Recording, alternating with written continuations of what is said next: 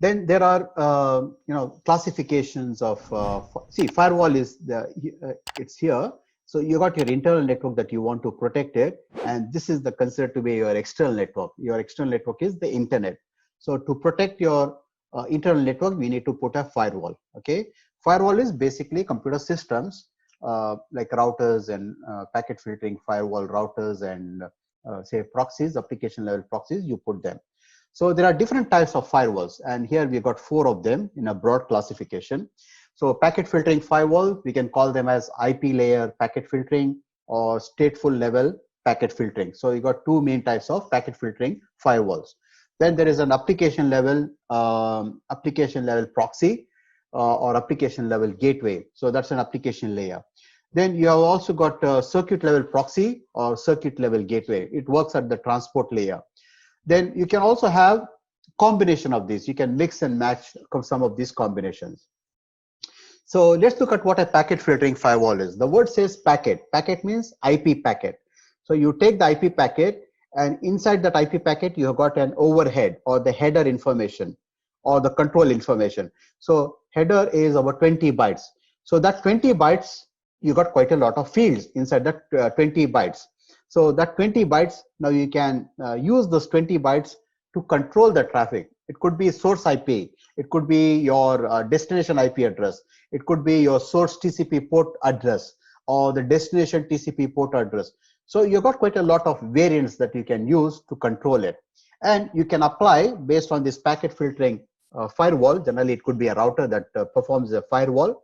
See, you have got a firewall, you got a router. They actually both are one and same. A router is without enabling packet filtering.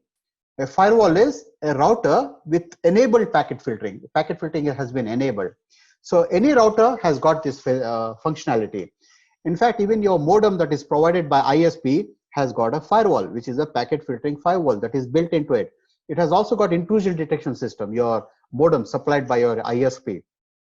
So it's a clever device that has got quite a lot of built into these systems. So what do you do with the packet filtering firewall? You apply a set of rules to each incoming packet and outgoing packet, and you can forward the packet to allow it to get into your network or discard them, drop them, kill them. You can kill the packet that you based on your rules, because you have rules to say, oh, such and such network from internet cannot get into your to your network in your organization. So you can have that.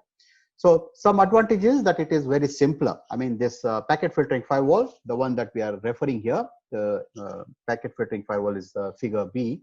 So it has got advantages. It's very simple. It is extremely fast, okay? And it is quite transparent. You know what is getting in, what is getting out.